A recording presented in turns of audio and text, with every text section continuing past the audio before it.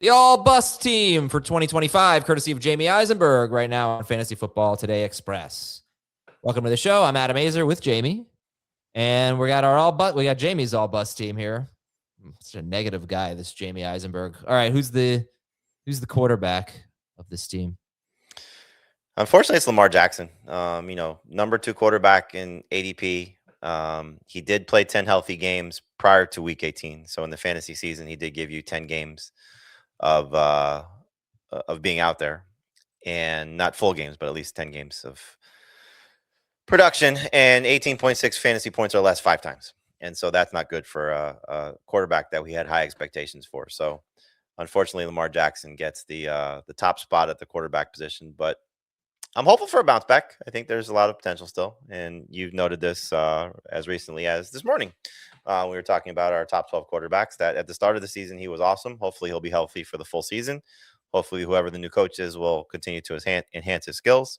And Lamar Jackson, I think, will be a better value pick next year because he will not be drafted as a top 3 quarterback. At least that's the expectation. Yeah.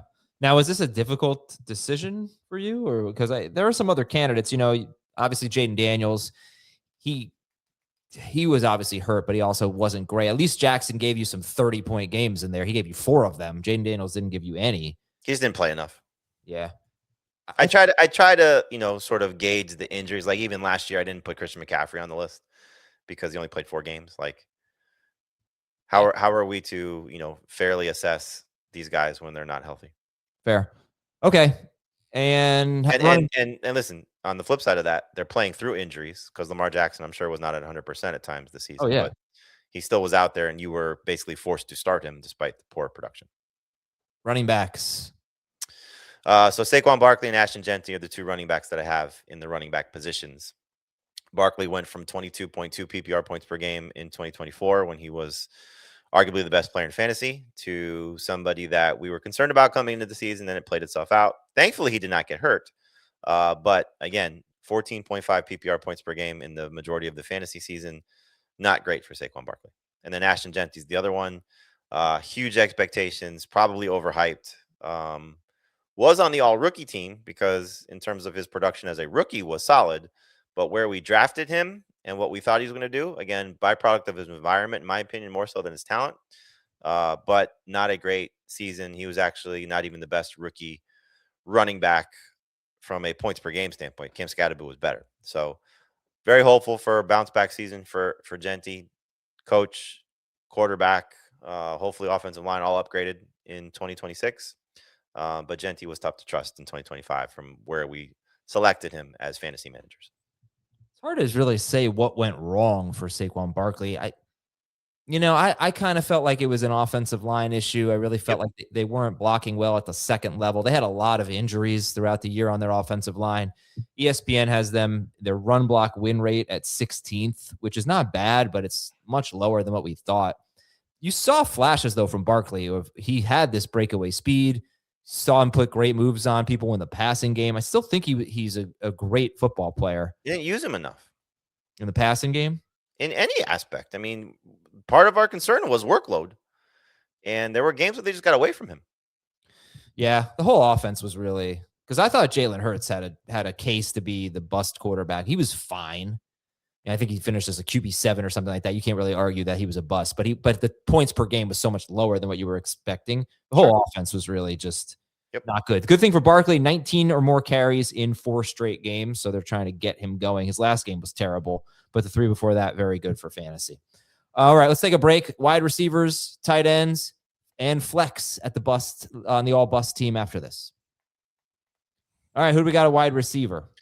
Yeah, these 3 were relatively easy. Justin Jefferson, Brian Thomas, and Ladd McConkey. So Jefferson, again, I don't think you knock him for him. And if you look at what he accomplished in the 5 starts with Carson Wentz, he averaged 16.7 PPR points per game, which clearly is not the expectation for Justin Jefferson.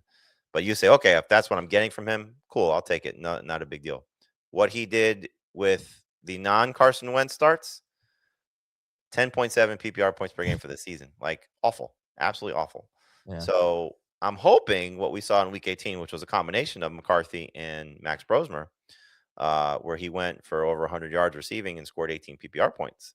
Like, okay, maybe we get that guy still, but he's going to be one of the more fascinating people to break down next year, going into 2026. Brian Thomas, I think we all can call him one of the biggest disasters this season.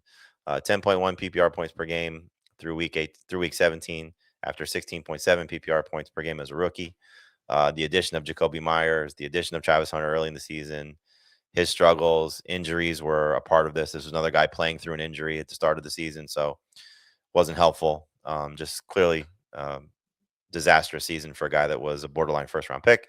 And then Lamar McConkey, another guy that had a big rookie season, 15.1 PPR points per game in 2024, finished averaging 11.3 PPR points per game, 8 games with 9.8 PPR points or less. So just awful for those three guys. And I think a lot of, for Jefferson and McConkey, at least, easy path to success coming back next year. Chargers get a healthy offensive line. Maybe the Vikings bring in a veteran quarterback in case McCarthy gets hurt again all the time.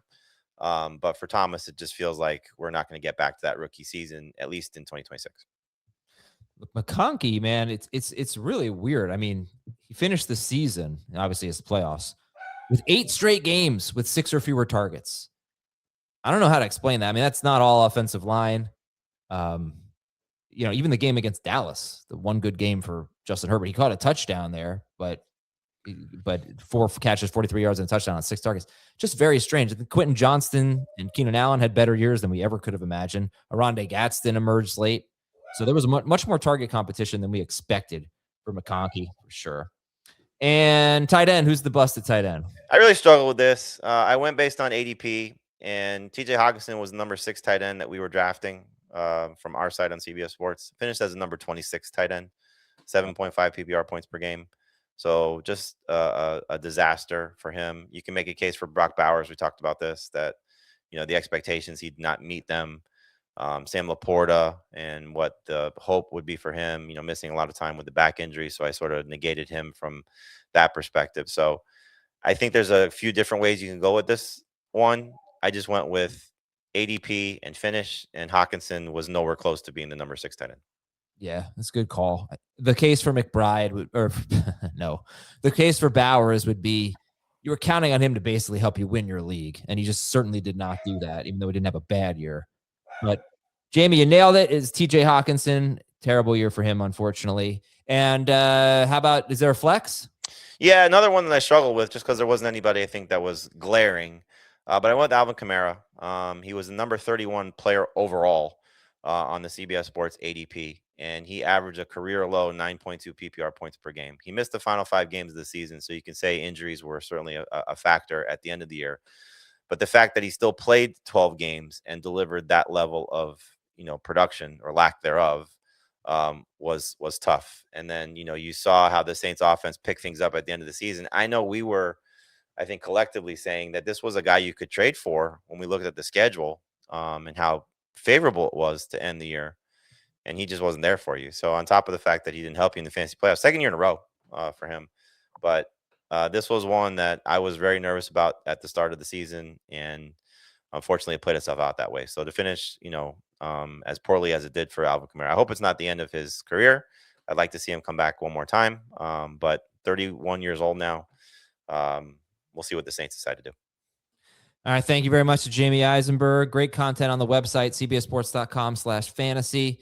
And he's got weekend stuff if you don't need DFS help, top 12 at each position from all of the staff and things like this, all bust team. So just check it out. And we'll talk to you on Monday on Fantasy Football Today Express.